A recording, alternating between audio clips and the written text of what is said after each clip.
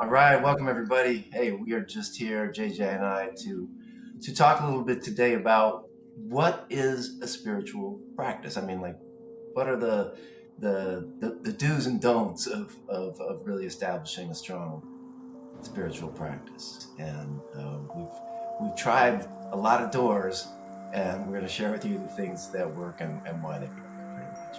Yeah, I mean, it's a great conversation because it's like we all have been on that journey of like searching for a different modality or technique that works for us, a way of being punctual, regular, consistent, all of these things, and finding the times of day that really work for you, well for you. Those are some of the best ways to go about it. Start kind of working in how you can customize it to more of your own natural patterns, and that creates that kind of regularity and punctuality. I've found that's kind of the first step, setting up the foundation for a practice, a regular practice, is having that punctuality and regularity. You're absolutely right. You got to personalize it. It's got to be something that you want to do regularly, so therefore you will do regularly.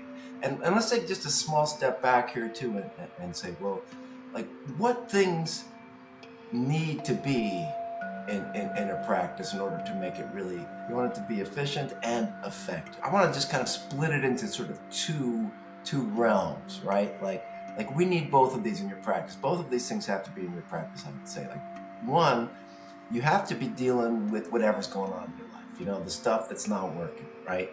That has to be one part of your practice, so that you're dealing with, you're dealing with the things where you're stuck, where it's not moving, where things aren't the way that they can be.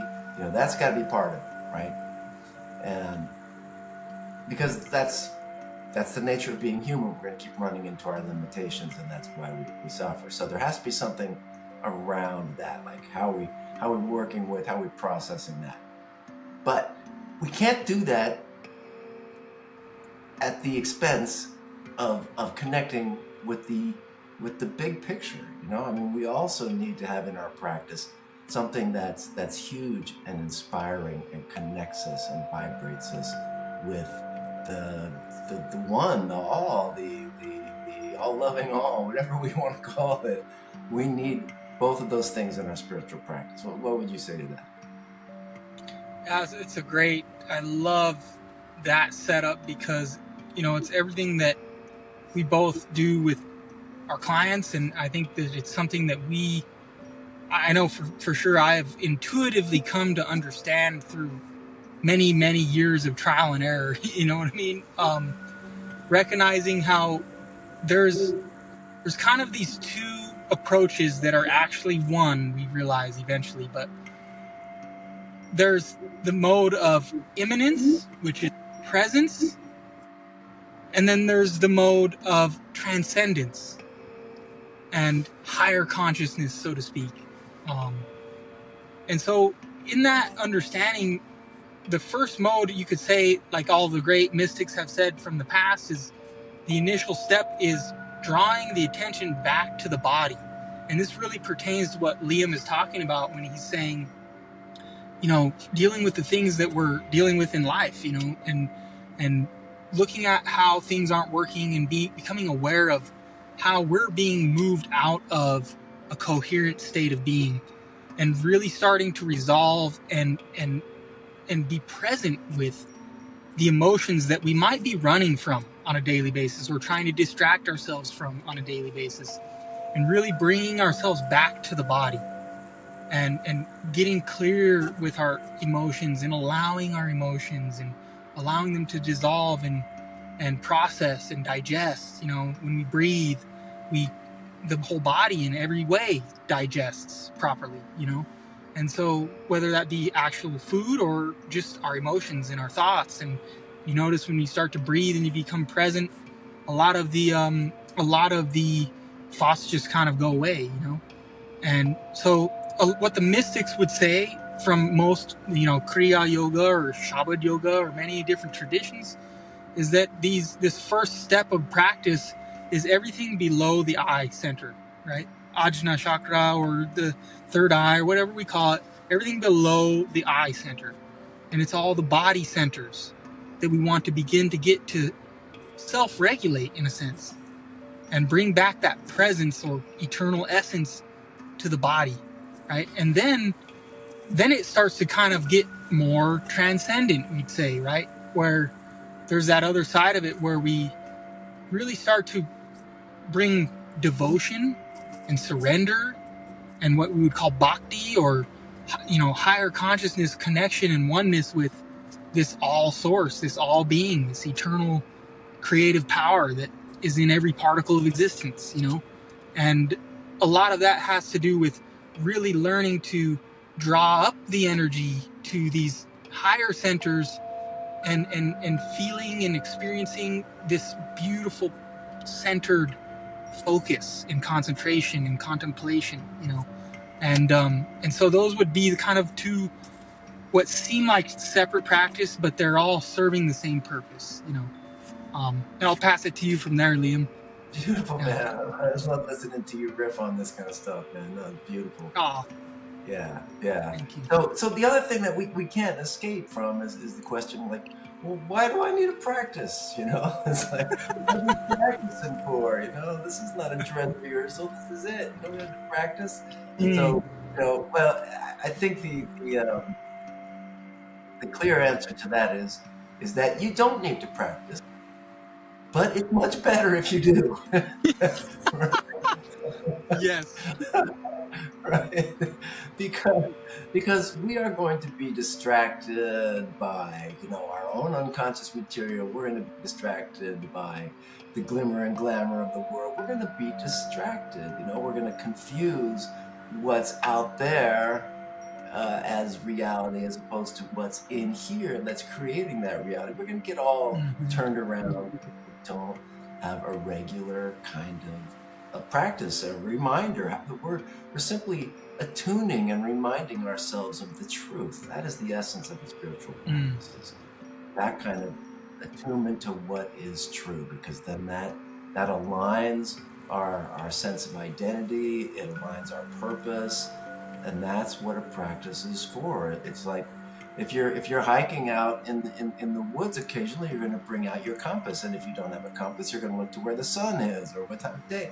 You're going to check the moth on the side of the tree. Whatever, you need to know if you're still going in the direction you want to go, and that's what the practice is all about. And to what JJ said earlier too, it's like, doesn't mean you do the same rigid thing every day. You know, I mean, you've got to personalize it. You've got to flow with your own flow. You've got to move some things around. But it is helpful to set some things up as a regular thing that you do, whether it's the regular time or it's making sure that you did this or that, you know, whatever. Something. It's really helpful if something about it is regular. What do you think? Oh man, that's so good and so important, because I have so many friends who are in kind of different, you know, modalities of personal growth and spirituality and esoteric practice and different things like this. And one of the biggest challenges I've seen them have, that I also had in the past before I've kind of decided this one core practice, you know, and is that it's like reading one chapter of 10 books, right? You read the first chapter of 10 different books, and sure, you read 10 chapters, but you only got like that little bit of that one book, you know, that you never went all the way in. And so if you can find 1-2 primary practices, I would just recommend one really core fundamental practice, that wherever you're at, you can decide whether that's more of kind of like a presence practice and breathing and being in the body and healing some certain traumatic emotions, so to speak. That might be kind of your core for a while. Or maybe you've come to a place where you're kind of more in that, you've got that pull, that longing for merging or you know, unifying, right? True yoga with the one, so to speak, right?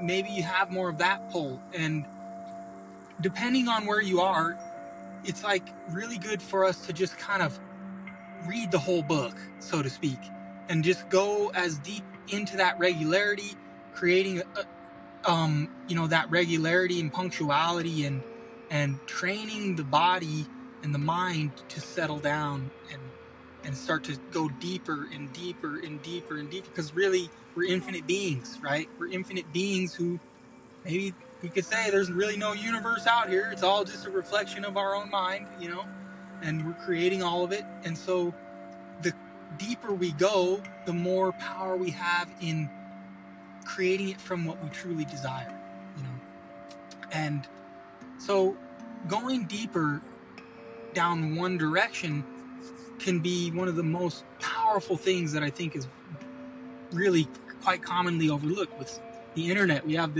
so much information, so many different modalities we could try, and after you've tried it for a while, you can always decide to transition somewhere that you feel is needed. But and a lot of this really does have to do with really getting clear about what your goal is for the practice. Some people I just want to be more mindful and at peace when I go to work and I do everything that I need to do in the day and what I want to create in the world.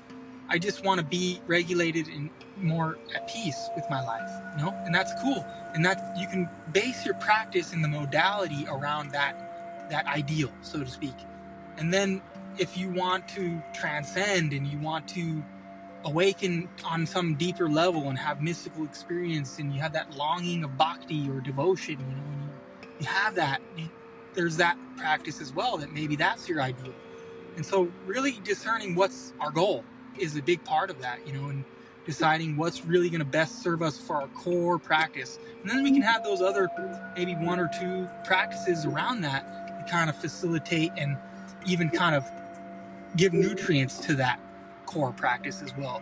Absolutely. So yeah, cool. Yeah, well, let's do a quick wrap up here. So I'll give my final comments. You give your final. We'll sign off. All right. So the other thing, just to kind of add on to what you were saying, is that if you find the practice that works for you, you're going to crave it. You're going to want to do it. So it doesn't really turn out to be this kind of duty that you're doing. And practice not in the sense of duty. It's more like, I get to do this. It's so wonderful.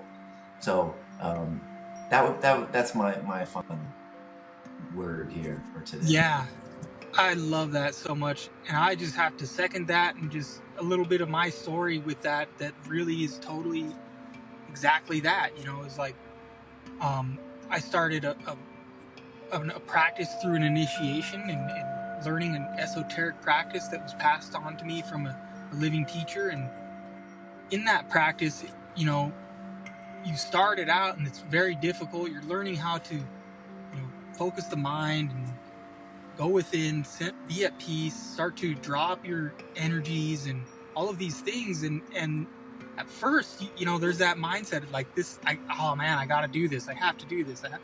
But then as you begin to create that atmosphere with that regularity and that punctuality, and you start to create that atmosphere, and it starts to naturally bring up a vitality, an essence, a life force, that it becomes so fulfilling that it's like all you want to do is do the practice.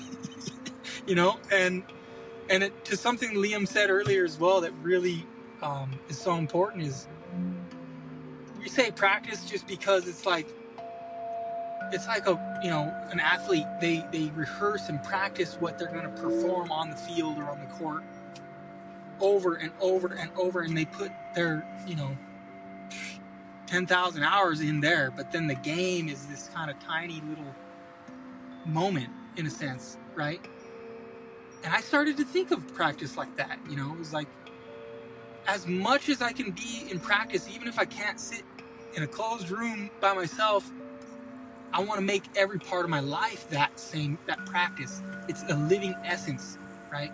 And we carry it with us, and we remember, and we come back to that in the daily life. So it starts to become where there's no line between the practice and the game. It becomes one fluid beingness, right? So yeah, final words. Beautiful, man. Yeah. Really, really beautiful. Thank you, JJ. Yeah. Thank you, Liam. Grateful for you, brother. All right, man. All Cool. right. We'll sign off for now. Peace, y'all.